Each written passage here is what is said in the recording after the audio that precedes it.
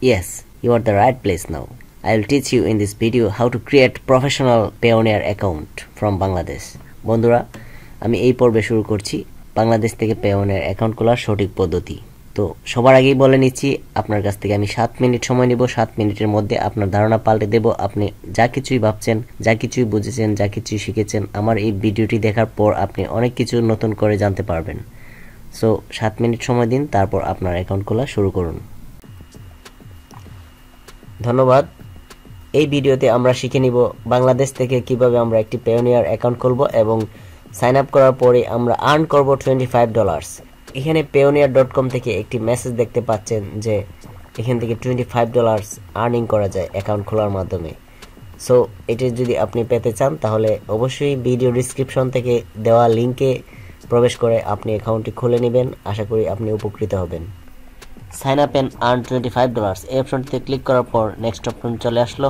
So এখানে আমরা individual select করে দিব এবং I am looking to get paid by international client or marketplace এই লেখাটি দিব, কারণ আমরা ইন্টারন্যাশনাল মার্কেটিং থেকে আর্নিং করব।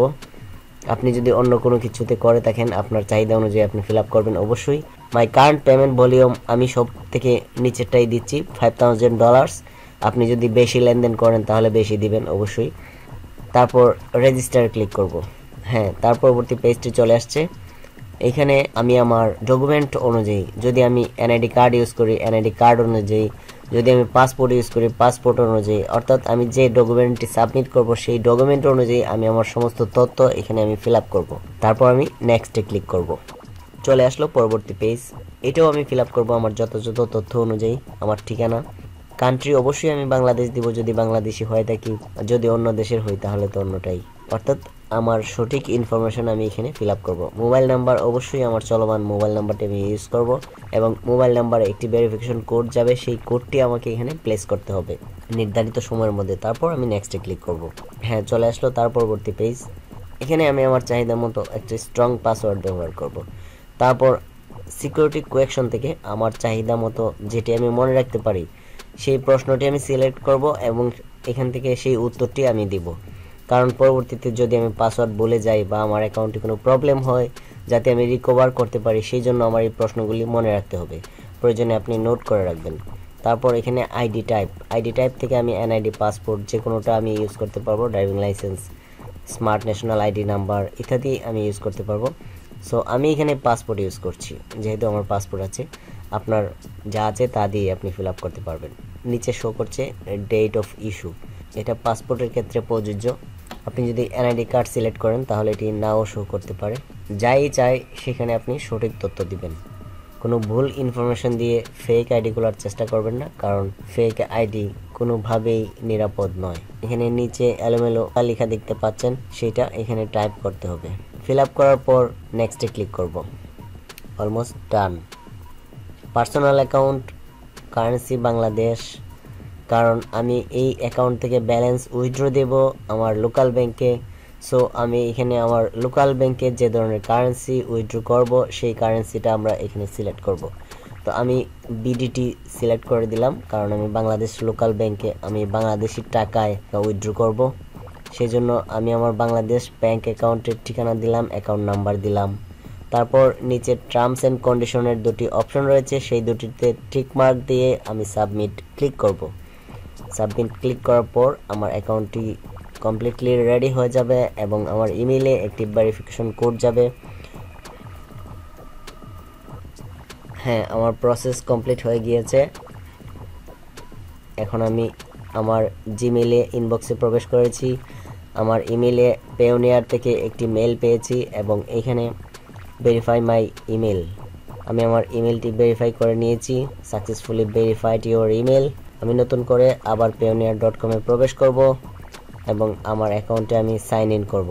সাইন ইনে ক্লিক, এখানে আমার ইমেল অ্যাড্রেস এবং পাসওয়ার্ড দিব। দেওয়ার পর আমি সাইন ইনে ক্লিক করব।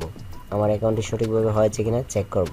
এখানে নতুন একটি প্রোগ্রাম চালু করব কিনা Payoneer থেকে আমাকে বলছে যে 2 স্টেপ ভেরিফিকেশন, এটি আমার অ্যাকাউন্টের নিরাপত্তার জন্য, তো আমি সেটিকে অন করে দিচ্ছি।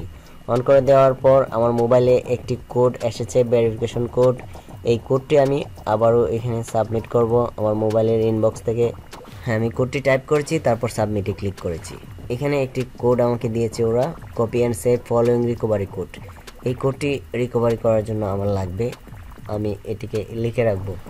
এখানে আরও দুটি প্রশ্ন এবং উত্তরের অপশন রয়েছে। এখান থেকে আমি দুটি সিকিউরিটি কোয়েকশন ঠিক করেছি এবং আনসার দিয়েছি। তারপর আমি সাবমিটে ক্লিক করব।